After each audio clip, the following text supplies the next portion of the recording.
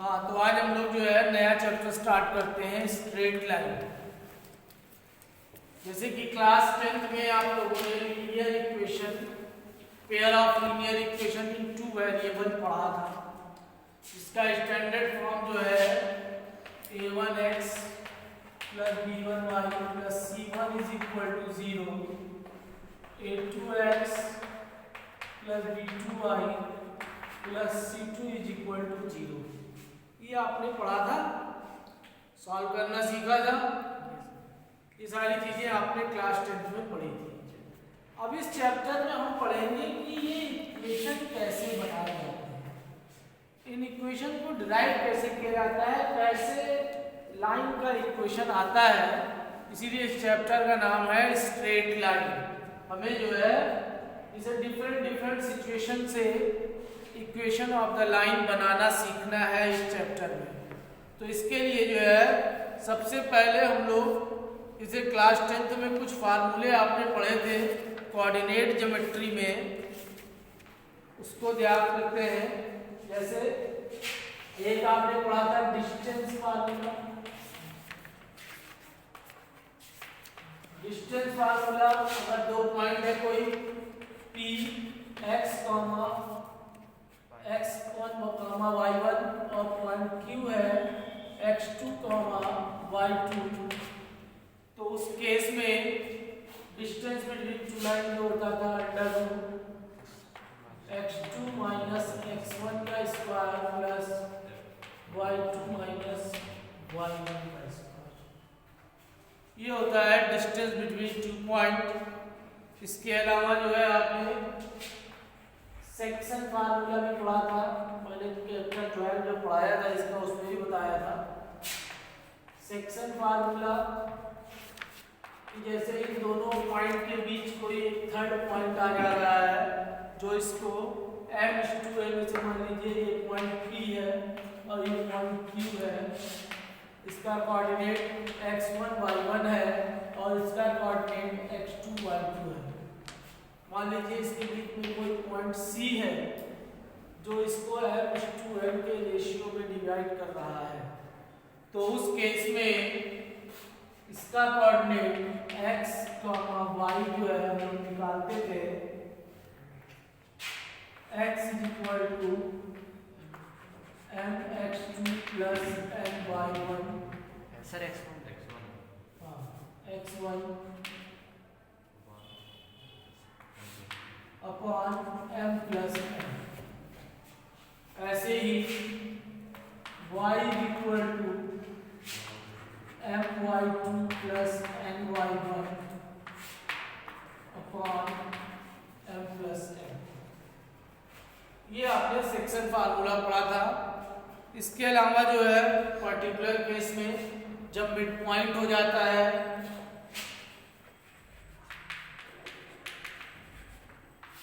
तो उस केस में x इज इक्वल टू आपका x1 plus x2 upon 2 and y is equal to y1 plus y2 upon 2, ये पढ़ा है। इसके अलावा आपने तीसरी चीज जो है एरिया ऑफ ट्रायंगल। क्या होता था कि अगर कोई ट्रायंगल A B C है, इसका कोऑर्डिनेट x1 y1 है, इसका कोऑर्डिनेट x2 y2 है, इसका कोऑर्डिनेट x3 y3 है, तो उस केस में area of triangle 1/2 x1 y2 minus y3 plus x2 y3 minus y1 plus x3 y2 minus y1 minus y2। ये फार्मूला आपने पढ़ा है और इसमें एक कंडीशन होती थी कि अगर area of triangle is equal to 0 हो जाता है तो उस केस में if area of triangle is equal to 0, then A, B and C are collinear. उस केस में ये क्या होते थे? कोलिनियर होते थे। तो ये सारी चीजें आपने पिछले क्लास में पढ़ रखी है। यहाँ पे इनका कहीं कहीं यूज मिल सकता है, इसलिए हमने ये चीज आप लोगों को बता दी है। अब आते हैं, हम लोग जानते हैं कि इस चैप्टर का क्या टॉपिक है। सबसे पहला टॉपिक है इसका स्लोप ऑफ टेंजेंट।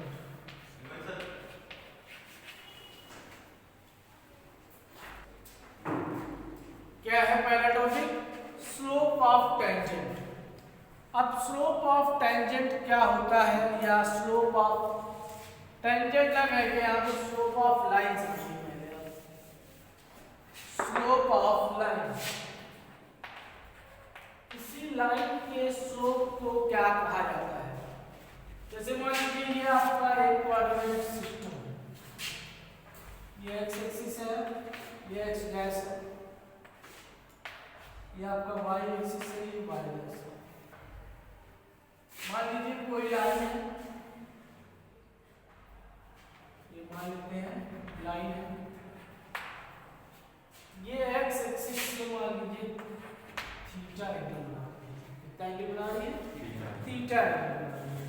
तो स्लोप का मतलब होता है एक्स एक्सिस से पॉजिटिव डायरेक्शन में कितना एंगल बना रहा है। स्लोप का सेंस होता है डायरेक्शन से। किसी भी चीज की स्लोप की हम बात कर रहे हैं तो मतलब उसकी डायरेक्शन की बात कर रहे हैं कि एक्स एक्सिस से या वाई एक्सिस से वो किस डायरेक्शन में मूव कर रहा है, तो वो होता है आपका स्लोप।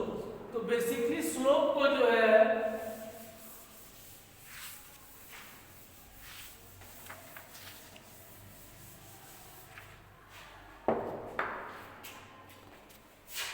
स्लोप को हम m से रिप्रेजेंट करते हैं, और m इज इक्वल टू होता है tan थीटा। और यहाँ जो थीटा की वैल्यू ली जाती है वो positive direction of x axis, मतलब पॉजिटिव डायरेक्शन का मतलब ये हुआ कि एंगल का जो मेजरमेंट रोटेशन होता है वो एंटी क्लॉकवाइज होता है। क्या होता है? Anti clockwise. यही अगर क्लॉकवाइज रोटेशन होगा तो वो निगेटिव एंगल माना जाता है। ये आपको चैप्टर 3 जब मैं पढ़ा रहा था तो बताया था, जो पढ़ा होगा ध्यान दिया होगा, वो ज़्यादा नहीं ध्यान दिया होगा तो ट्रिग्नोमेट्री का जो भी यूट्यूब पे मैंने डाला हुआ है वीडियो वो आप देखिए। उसमें एक चीज़ मैंने एक्सप्लेन की है कि पॉजिटिव एंगल का होता है और निगेटिव एंगल का होता है। वैसे एक बार बताया दे रहा हूँ। पॉजिटिव एंगल का मतलब एंटी क्लॉकवाइज रोटेशन एंगल का, और जब एंगल का क्लॉकवाइज रोटेशन मतलब अगर इसको ऐसे तो ये आपका जो है वो निगेटिव एंगल है। मतलब इसी एंगल में से थीटा की जगह मान लीजिए π/4 क्या हो π/4। तो जब इसको जो है थीटा की जगह π/4 लेंगे हम, जब इसको पॉजिटिव डायरेक्शन में मेजर करेंगे तो π/4 लेंगे, और जब निगेटिव डायरेक्शन में आएंगे तो ये आपका, तो फिर ये आपका 2π - π/4। ये सही। अब जैसे इसे पॉजिटिव डायरेक्शन में ले रहे हैं तो π/4, निगेटिव डायरेक्शन से क्या हो जा रहा है, ये π/4, क्योंकि ये पूरा एक गोला क्या होता है 2π होता है, तो ये 2π - π/4। तो इसको निगेटिव डायरेक्शन से 8π - π/4 7π/4 भी लिख सकते हैं, और या तो सिंपली इसको हम -π/4 भी लिख सकते हैं। ये एंटी क्लॉकवाइज का मतलब, ठीक है। अब सिंपली इसे मान लीजिए ये π/4 है, जैसे इस लाइन का हमें स्लोप निकालना है तो m इक्वल टू क्या होता है tan π/4, और tan π/4 की वैल्यू क्या होती है 1, यानी कि m इक्वल टू 1। ये तो हम स्लोप निकाल सकते हैं जब एंगल हमें दिया होगा। मान लीजिए इस ये लाइन जो है जो एंगल बना रही है उसकी वैल्यू दे दी है, लेकिन मान लीजिए एंगल ना दिया हो तब क्या किया? मान लीजिए ये कहा जा रहा है आपसे कि एक लाइन है जो 2 पॉइंट से पास हो रही है, एक पॉइंट ए है और एक पॉइंट बी। ए का कोऑर्डिनेट आपका x1 y1 है और बी का कोऑर्डिनेट जो है आपका x2 y2। ठीक, तो अगर आप इसको ट्रायंगल बनाएंगे ऐसे तो ये एंगल थीटा है, इसकी वैल्यू क्या हो जाएगी? यहाँ से यहाँ तक की वैल्यू क्या हो जाएगी? ये यहाँ पे x की वैल्यू x2 है और यहाँ पे x की वैल्यू x1 है, तो ये इतनी वैल्यू क्या हो जाएगी? यही तो होगी ये, यानी कि ये आपका x2 माइनस x1 हो जाएगा और ये कितना हो जाएगा? y2 माइनस y1 हो जाएगा। और इस ट्रायंगल में थीटा के लिए क्या है? परपेंडिकुलर है और ये क्या है? बेस है। तो tan theta is equal to perpendicular या y2 minus y1 upon base यानी कि x2 माइनस x1। अब tan थीटा किसके बराबर है? m के बराबर है, यानी कि m is equal to x2 sorry y2 minus y1 upon x2 minus x1। तो ये क्या फार्मूला है? स्लोप का। कब? जब हमें 2 पॉइंट का कोऑर्डिनेट दिया होगा तो उस केस में हमें अगर स्लोप निकालना होगा तो हम इस फार्मूले से निकालेंगे। आई बात समझ में? तो इस तरीके से स्लोप इवैल्यूएट किया जाता है। अब आइए हम कुछ कंडीशंस जानते हैं। जैसे मान लीजिए 2 लाइन है, जैसे एक लाइन में है एक लाइन में है, ये लाइन N1 है ये लाइन N2। इसका स्लोप जो दिया हुआ है वो M1 है और इसका स्लोप M2। अब इसमें if M1 is equal to M2 हो जाए, अगर 2 लाइन का स्लोप इक्वल हो जाए तो उस केस में L1 पैरेलल टू L2, मतलब 2 लाइन अगर स्लोप इक्वल है तो वो पैरेलल है और पैरेलल है तो स्लोप इक्वल है। मतलब 2 लाइन अगर पैरेलल होगी तो उसका स्लोप इक्वल होगा और 2 लाइन का अगर स्लोप इक्वल है तो वो पैरेलल है। मतलब सिंपल सा कहने का मतलब ये है कॉन्सेप्ट कि पैरेलल लाइंस के स्लोप्स जो होते हैं वो इक्वल होते हैं। ठीक, दूसरी चीज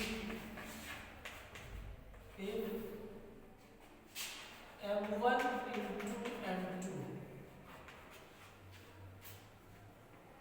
की वैल्यू -1 तो उस केस में L1 इज परपेंडिकुलर टू, मतलब L1 लाइन अगर ये है तो ये अगर दोनों लाइन के स्लोप को मल्टीप्लाई करें और माइनस के बराबर आए, यानी कि इसको हम इस तरीके से लिख सकते हैं कि M1 -1 अपॉन M2। मतलब एक का स्लोप जो है दूसरे के रेसिप्रोकल में निगेटिव, रेसिप्रोकल में निगेटिव, तो क्या हो जाएगा? ये एक दूसरे के परपेंडिकुलर। तीसरी चीज मान लीजिए एक का स्लोप M1 है और एक का स्लोप M2 है, ये लाइन M1 है और ये M2 और इनके बीच एंगल बन रहा है। ठीक, तो इसका भी एक फार्मूला होता है tan theta is equal to M2 minus M1 upon 1 plus M1। इस फार्मूले से जो है हम लोग मतलब कोई भी 2 लाइन है जिनका अगर हमें स्लोप पता है तो उनके बीच का एंगल निकाल सकते हैं। ये हमेशा मॉड में लिया जाता है। tan theta is equal to m2 minus m1 upon 1 plus m1 m2। Example number 3 आपका दिया हुआ है, line through the point -2, 6 and 4, 8 is perpendicular through the point 8, 12 and x, 24. Find the value of x। मतलब कह रहा है दो line है, एक -2, 6 and 4, 8 और दूसरी जो है वो 8, 12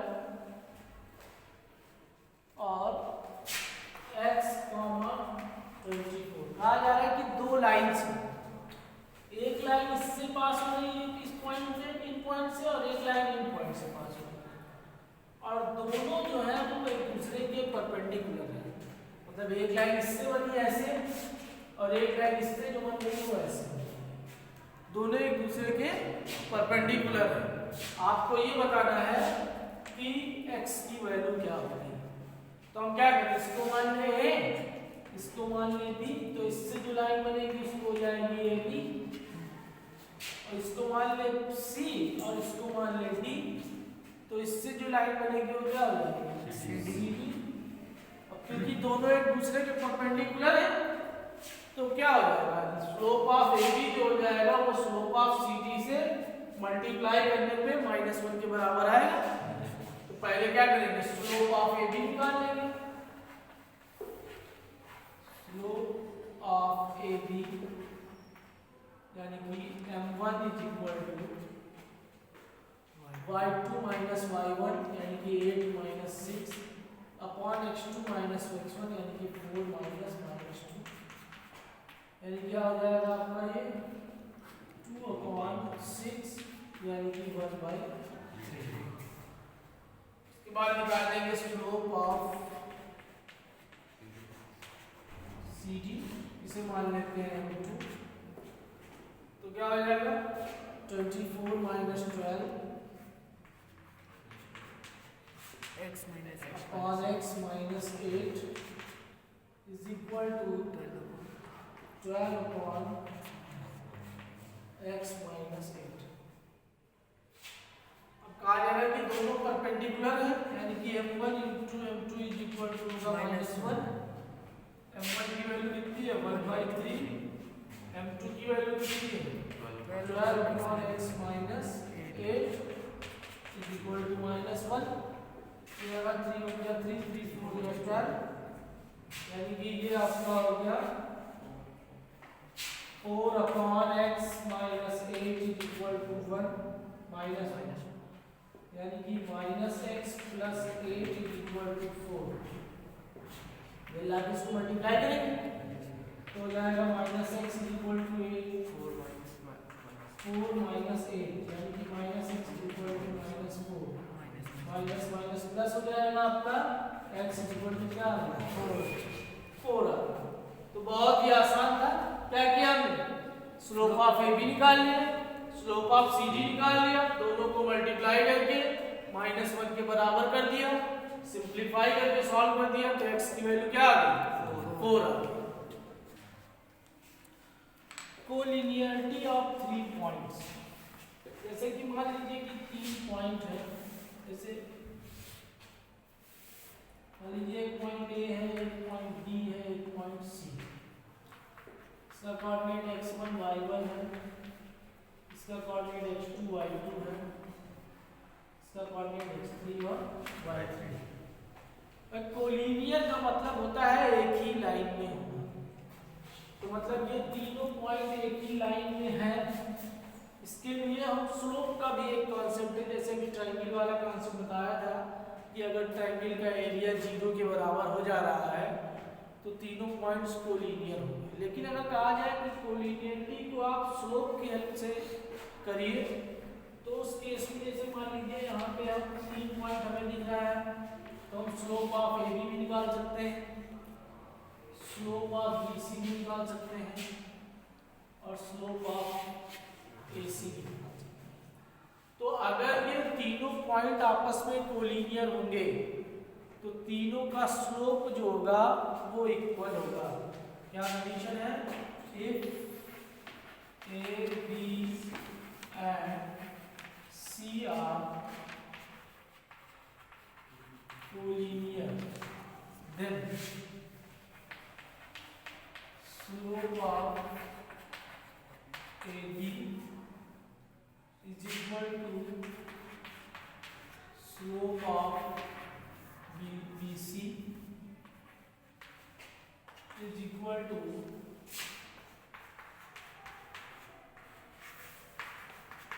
slope of AC। मतलब तीनों पॉइंट अगर कोलिनियर है तो इनका स्लोप जो होगा वो आपस में इक्वल होगा। आई बात समझ में? अब देखिए इसके ऊपर दिया हुआ है एग्जांपल नंबर 4, दिया हुआ है 3 point P, Q and R। क्या क्या दिया हुआ है? 3 points P, Q and R। Example number 4 क्या है? 3 पॉइंट P का कोऑर्डिनेट दिया हुआ है H, K, Q का कोऑर्डिनेट दिया हुआ है x1, y1 एंड R का कोऑर्डिनेट दिया हुआ है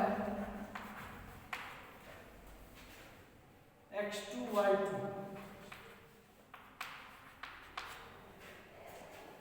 lie on A line show that, कह रहा है ये तीनों पॉइंट्स एक ही लाइन पे लाई कर रहे हैं। आपको प्रूव करना है h minus x1 y2 minus y1 is equal to k minus y1 and x2 minus x1। ये आपको प्रूव करना है। कहा जा रहा है ये तीनों point P, Q and R lie on A line. Lie on A line का मतलब तीनों कोलिनियर हैं। आपको प्रूव करना है कि h minus x1 into y2 minus y1 is equal to k minus y1 into x2 minus x1 होगा। तो बहुत ही आसान है। क्या कीजिए, तीनों पॉइंट कह रहा है कोलिनियर है, यानी कि स्लोप ऑफ PQ निकाल लीजिए और स्लोप ऑफ QR। तो पहले निकाल रहे हैं slope of PQ is equal to क्या हो जाएगा? y minus h y1 minus h upon x1 minus k। क्या कीजिए, ऊपर नीचे माइनस कॉमन ले लीजिए तो ये आपका h माइनस y1 और ये आपका k माइनस x1 हो जाएगा। अगर माइनस कॉमन लेंगे तो ये प्लस वाला माइनस हो जाएगा, माइनस वाला प्लस हो जाएगा, ऐसे यहाँ भी तो माइनस माइनस क्या हो जाएगा? प्लस हो जाएगा। उसके बाद क्या करेंगे? स्लोप ऑफ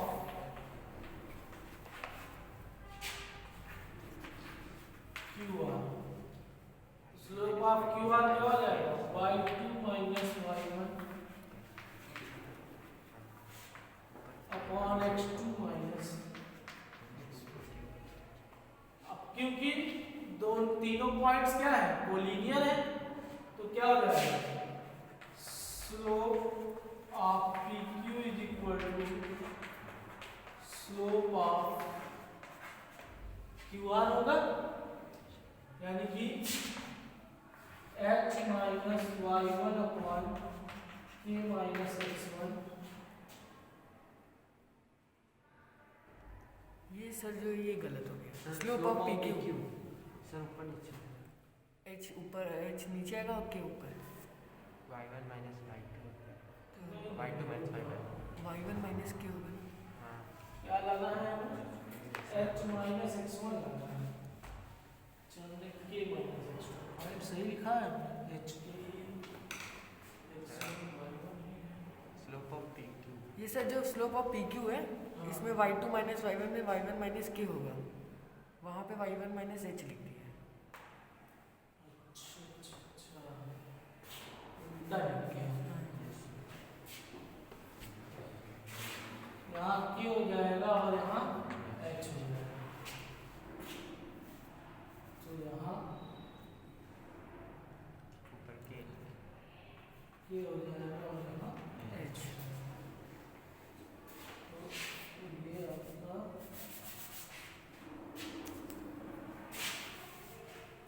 यहाँ पे K minus y1 upon H minus x1 equal to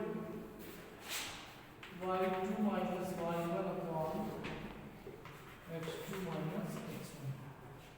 बस क्रॉस मल्टीप्लाई कर दें, इसको मल्टीप्लाई कर दें, इसको मल्टीप्लाई कर दें, तो क्या हो जाएगा h minus x1 into y2 minus y1 is equal to k minus y1 into x2 minus x1।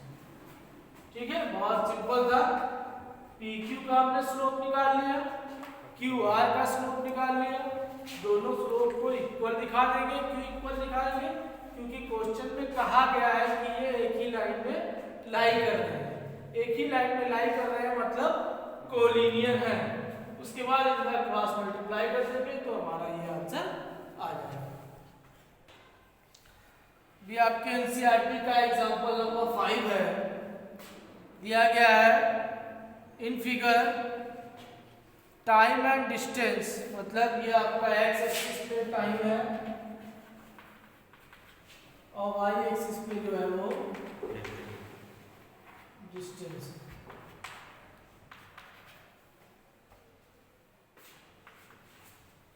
Question में कहा जा रहा है टाइम एंड डिस्टेंस